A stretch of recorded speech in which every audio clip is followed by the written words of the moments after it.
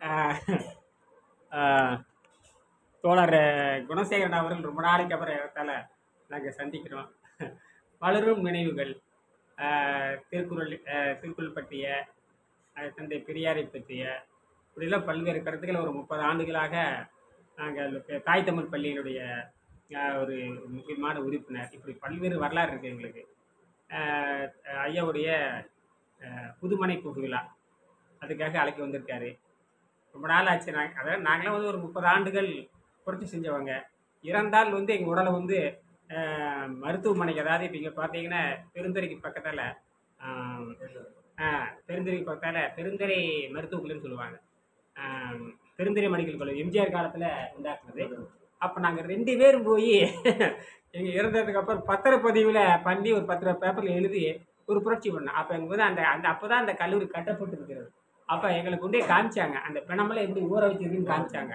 எங்களுக்கு அப்போ தான் பார்க்குறேன், எங்களுக்கு என்ன மரியாதை கொடுத்தாங்க தெரியுங்களா? எங்களுக்கு ஆச்சரியமாக இருக்குது. இந்த சின்ன வயசில் வந்து உங்கள் உடம்பு தானம் கொடுக்குறீங்க, ஆச்சரியமாக. நாங்கள் இயல்பாக என்ன பண்ண தெரியுமா, செத்ததுக்கப்புறம் அது மண்ணுக்கு போகிறத விட எவனாச்சும் எடுத்து ஆராய்ச்சி பண்ணிட்டு அப்படிங்கிற நோக்கத்தில் அப்படிலாம் நாங்கள் வந்த ஒரு நாங்கள் கருத்துடையவங்க. அந்த அடிப்பில் வந்திருக்காங்க. வந்து தன்னுடைய யூடியூப்பில் போடுவேன், ஐயாவுடைய புதுமனை புகுவிழா. நாங்கள் தாய் தமிழ் பள்ளி தொடக்கும்போது இவங்கெல்லாம் உயிராக இருந்து காப்பாற்றினாங்க. இவருடைய துணைவியார் வந்து எங்கள் தாய் தமிழ் பள்ளியில் கிட்டத்தட்ட ஒரு 20 ஆண்டுகள் உழைத்தாங்க. அப்புறம் குழந்தைகளை பெருசானாங்க. இவருடைய குழந்தையும் பெரியார் செல்வம். அவரு குழந்தையும் வந்து பாருங்க, அதாவது சொல்லொன்று செயலொன்று கிடையாது, சொன்னோம்னா அந்த மாதிரி நடக்கணும். அந்த மாதிரி என்னுடைய குழந்தையும் அப்படி தான். அறிவுத்திறனிலே நாங்கள் வந்து இப்போயே ஆளுநர் வச்சேன். அறிவுத்திறனில் அப்புறம் முதல் வரிசையில் வந்துச்சு. எல்லாம் படித்தாங்க. இன்றைக்கி எல்லாருமே அவங்கவுங்க நல்ல ஒரு பொறுப்பில் இருக்காங்க. தன்னுடைய பேர குழந்தைக்கு இயற்கைன்னு பேர் வச்சுருக்காங்க.